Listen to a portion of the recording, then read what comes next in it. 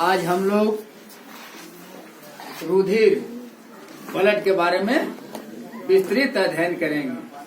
ठीक है? जैसे कल मैंने बताया था, रुधिर क्या है? रुधिर तरल संयोजी ऊतक है। तरल माने बहने वाला, संयोजी माने जोड़ने वाला। ऊतक 9 में पढ़े हो, जानते हो। रुधिर क्या है? एक तरल संयोजी ऊतक है। रुधिर एक तरल संयोजी ऊतक है। यह जनन स्तर के मध्य जनन स्तर मीजोडर्म से उत्पत्ति इसकी हुई है। किसे हुई है? मीजोडर्म से उत्पत्ति हुई है। यह कैसा होता है? नमकीन होता है। कभी रुधिर का स्वाद किसी ने चखा है? चखे हो? उंगली कट जाती है, अचानक मुंह में डाल देते हो। तो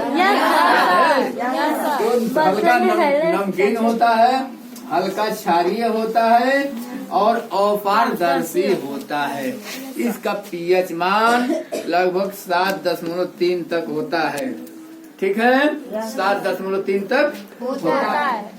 ये हमारे शरीर में भ्रमण करता है। जैसे कल मैंने बताया था, हमारा हृदय मुख्य भाग है, वो पंपिंग करता है और ब्लड को पूरे शरीर में फैलाता है और पुनः दूसरी नलिकाओं द्वारा वापस अपने शरीर अपने में ले आता है। और यह क्रिया अनवरत चलती रहती है। ठीक है? आइए अब हम लोग जानेंगे रुधिर के घटक। क्या क्या चीज मल के रुधिर का निर्माण होता है? क्लियर हुआ? क्या क्या चीज मिल करके रुधिर बनता है? तो सबसे पहले हम देखेंगे, इसमें प्लाज्मा होती है। क्या होता है? प्लाज्मा। रक्त कणिकाएं होती है। क्या होता है? रक्त कणिकाएं। और तीसरा है प्लेटलेट्स होता है। आइए हम देखते हैं प्लाज्मा।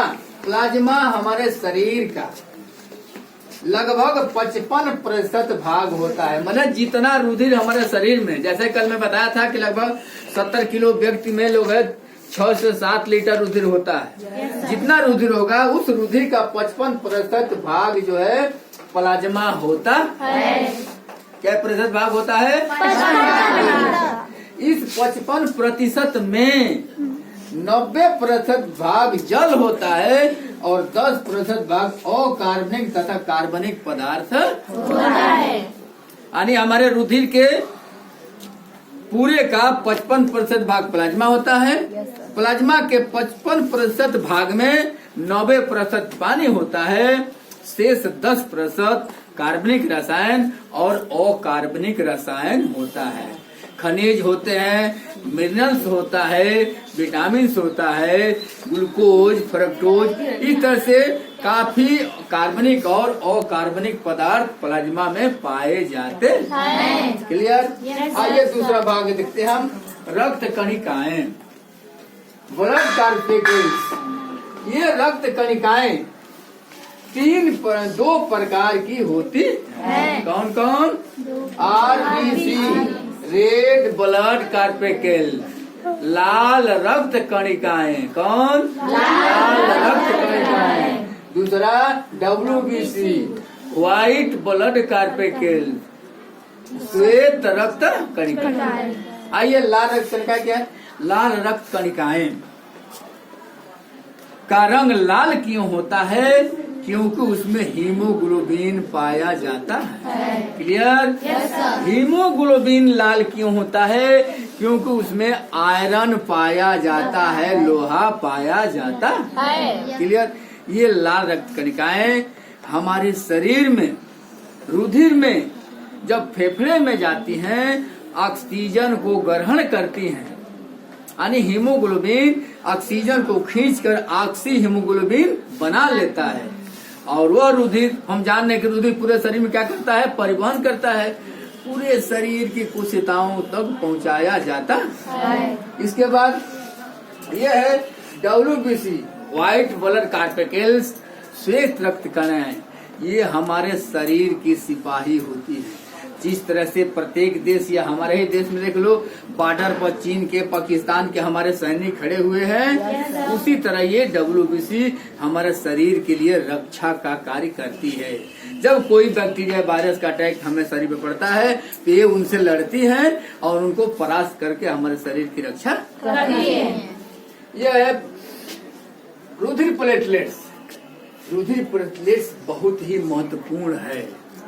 क्यों महत्वपूर्ण है कि यह भी हमारे शरीर की रक्षा में काम करता है, हमारे शरीर की रक्षा में काम करता है।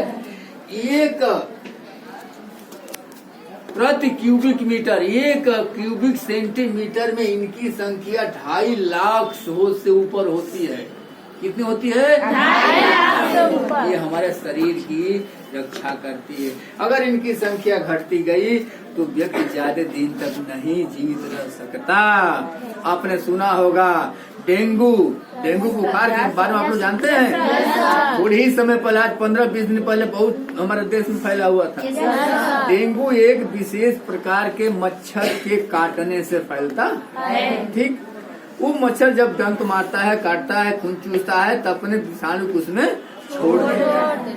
और यह वो विषाणु जो है क्या करता है, इस प्लेटलेट्स पर अपना क्रिया करने लगता है, उनकी संख्या घटाने लगता है। बार बार घटता है।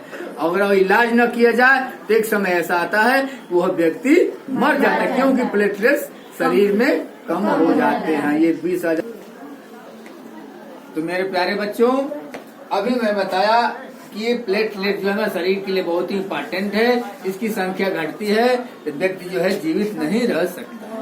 आइए हम लोग जानेंगे रुधिर के कार्य। रुधिर का हमारे शरीर में क्या कार्य है। रुधिर का कार्य ऑक्सीजन का परिवहन। अभी हमने बताया कि जब हम श्वसन करते हैं फेफड़े में, फेफड़ा हमारा स्पंजी लाइक स्ट्रक्चर है, वो कोशिकाओं का जाल है। ऑक्सीजन हीमोग्लोबिन खींच कर ऑक्सीजन बनाता है और पूरे शरीर में कोशिकाओं तक वितरित करता है। अगला है पोषक पदार्थों का परिवहन। जब हम भोजन करते हैं, भोजन पचने के बाद अवशोषण होता है और रुधिर के माध्यम से पूरे शरीर में पहुंचाया जाता है। अगला उत्सर्जित पदार्थ। जैविक क्रिया होने के फलस्वरूप विभिन्न प्रकार के केमिकल्स, रसायन बनते हैं जो हमारे लिए अनावश्यक ही नहीं हानिकारक होते हैं। उनको बाहर निकालने का काम हमारा रुधिर ही करता है। अगला शरीर ताप नियंत्रण।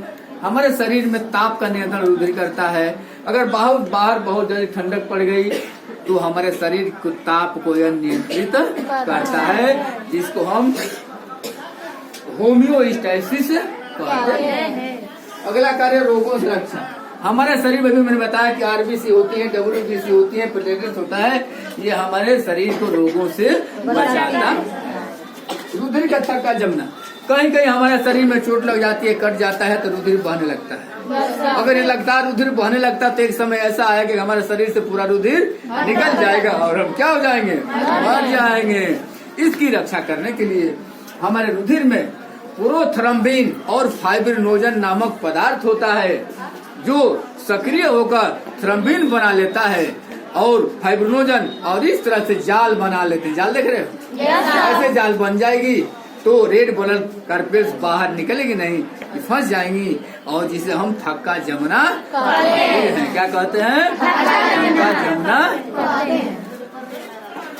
घाव का भरना। कभी कभार फोड़ा हो जाता है या कट जाता है तो यह रुधिर के द्वारा जो है धीरे धीरे पोषक पदार्थ मिलने से नई नई कोशिकाएं बनती हैं और हमारा घाव जल्दी भर जाता है। तो बच्चों आज इतना ही। सो थैंक्स, फिर मिलेंगे ढेर सारा।